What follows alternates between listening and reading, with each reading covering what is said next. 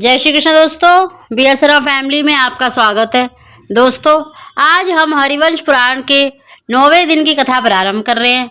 इस कथा को सुनने मात्र से ही पुत्र धन की प्राप्ति होती है, सभी पापों का नाश होता है और पितरदोष भी दूर होता है। कथा प्रारंभ करने से पहले जो पहली बार मेरी वीडियो को सुन रहे हैं, प्लीज़ मेरे चैनल को सब्सक्राइब करें और बगल में घंटी के बटन को दबाएं, जिससे मेरी जो भी नई वीडियो होगी सबसे पहले आप तक पहुंचे। बोलो हरिवंश पुराण की जय। क्षीर सागर में स्थित त्रिकूट पर्वत पर लोहे, चांदी और सोने की 3 चोटियां थी। उन चोटियों के बीच में एक विशाल जंगल था, जिसमें फलों से लदे पेड़ भरे थे। उस जंगल में गजेंद्र नाम मत हाथी अपनी असंख्य पत्नियों के साथ विहार करते अपनी प्यास बुझाने के लिए एक तालाब के पास पहुंचा। प्यास बुझाने के बाद गजेंद्र के मन में जल क्रीड़ा करने की इच्छा हुई। फिर वह अपनी पत्नियों के साथ तालाब में उतरकर पानी को उछालते हुए अपना मनोरंजन करने लगा। इस बीच एक बहुत बड़े मगरमच्छ ने गजेंद्र के दाएं पैर को अपने दाढ़ों से कसकर पकड़ लिया। इस पर पीड़ा के मारे गजेंद्र धिक्कार करने लगा। उसकी पत्नियां घबराकर तालाब के किनारे पहुंची और अपने पति के दुख को देखकर आंसू बहाने लगी। उनकी समझ में न आया कि गजेंद्र को मगरमच्छ की पकड़ से कैसे छुड़ाएं। गजेंद्र भी मगरमच्छ की पकड़ से अपने को बचाने के सारे प्रयत्न करते हुए छटपटाने लगा। गजेंद्र अपने दांतों से मगरमच्छ पर वार कर देता और मगरमच्छ उछलकर हाथी के शरीर को अपने तेज नाखूनों से खरोंच लेता, जिससे खून की धाराएं निकल आती। हाथी मगरमच्छ की पीठ पर अपनी सूंड चलाता। मगरमच्छ अपनी खुरदरी पूंछ से हाथी पर वार कर देता। अगर हाथी अपने चारों पैरों से मगरमच्छ को कुचलने की कोशिश करता तो वह पानी के तल में जाकर छिप जाता। इस पर हाथी किनारे पे पहुंचने के लिए आगे बढ़ता, तब झट से मगरमच्छ हाथी को पकड़कर खींच लेता और उसे पानी में डुबो देता। इस तरह मगरमच्छ और हाथी के बीच 1000 साल तक लगातार लड़ाई चलती रही। गजेंद्र अपनी ताकत पर विश्वास करते हिम्मत के साथ लड़ता रहा, फिर भी धीरे धीरे उसकी ताकत घटती गई। मगरमच्छ तो पानी में जीने वाला प्राणी है, पानी के अंदर उसकी ताकत ज़्यादा होती है।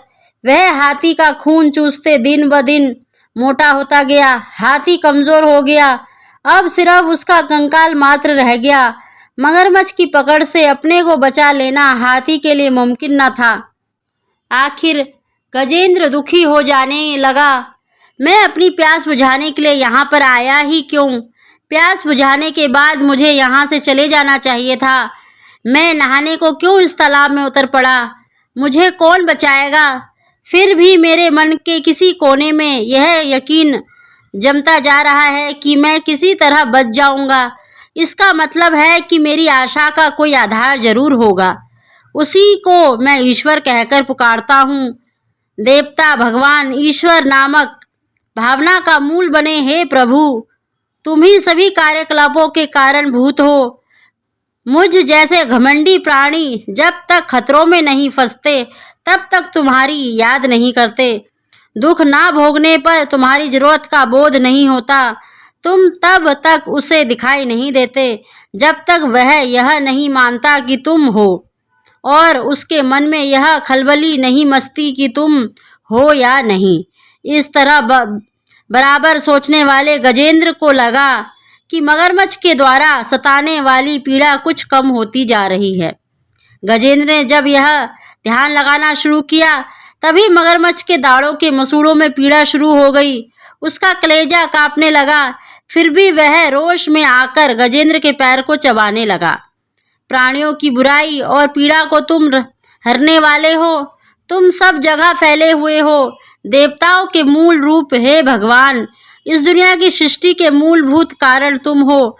मैं यह विश्वास करता हूँ कि अपनी रक्षा करने के लिए मैं जितनी तीव्रता के साथ प्रार्थना करता हूँ, तुम उतनी ही जल्दी मेरी रक्षा कर सकते हो। सब प्रकार के रूप धरने वाले, वाणी और मन से परे रहने वाले हे ईश्वर, हे ऐसे अनाथों की रक्षा करने वाली जिम्मेदारी तुम ही हो ना। प्राण शक्तियों मेरे भीतर से जवाब दे चुकी है। मेरे आंसू सूख गए हैं। मैं ऊंची आवाज में तुम्हें पुकार भी नहीं सकता हूँ। मैं अपना होश हवास भी खोता जा रहा हूँ। चाहे तुम मेरी रक्षा करो या छोड़ दो, यह सब तुम्हारी इच्छा पर निर्भर है।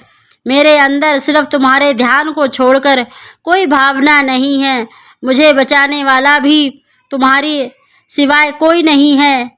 यो गजेंद्र सूंड उठाए आसमान की ओर देखने लगा। मगरमच्छ को लगा कि उसकी ताकत जवाब देती जा रही है। उसका मुंह खुलता जा रहा है, उसका कंठ बंद होता जा रहा है। उधर हाथी की आंखें इस तरह बंद होने लगी, उसे अपने अस्तित्व का भी बोध न था। वह एकदम अचल खड़ा रह गया। उस हालत में विष्णु आ पहुंचे। सारा आसमान उनके स्वरूप से भर उठा। गजेंद्र को लगा कि वह एक अत्यंत सूक्ष्म कण है। विष्णु ने अपना चक्र छोड़ दिया और अभय मुद्रा में अपना हाथ फैला लिया। बड़ी तेजी गति के साथ चक्र काटते हुए विष्णु चक्र ने आकर मगरमच्छ का सिर काट डाला। दरअसल मगरमच्छ एक गंधर्व था, उसका नाम हुहुशु था। प्राचीन काल में देवल नाम के एक ऋषि पानी में खड़े होकर तपस्या कर रहे थे। तब मगरमच्छ की तरह पानी में छिपते हुए आकर गंधर्व ने उसका पैर पकड़ लिया। इस पर ऋषि ने उसे श्राप दे डाला कि तुम मगरमच्छ की तरह इस पानी में ही पड़े रहो। अब विष्णु चक्र के द्वारा उसका श्राप मुक्त हो गया। मगरमच्छ से छुटकारा पाने वाले गजेंद्र को तालाब से बाहर खींचकर विष्णु ने अपनी हथेली से उसके कुंभ स्थल को स्पर्श किया। उस स्पर्श की वजह से गजेंद्र अपनी खोई हुई ताकत, पानी के साथ पूर्व जन्म का ज्ञान भी प्राप्त कर सका। गजेंद्र पिछले जन्म में इंदुगुमन नाम का एक विष्णु भक्त राजा था। विष्णु के ध्यान में मगन उस राजा ने एक बार ऋषि अगस्त्य के आगमन का ख्याल न किया। ऋषि ने क्रोध में आकर उसे श्राप दे दिया कि तुम अगले जन्म में मद हाथी बनकर पैदा होगे। उसी दिन गजेंद्र के रूप में पैदा होकर उसे मुक्ति प्राप्त हो गई। तो दोस्तों, हरिवंश पुराण की कथा सब पापों को नाश करने वाली है, सभी पापों से हरने वाली है। बोलो हरिवंश पुराण की जय।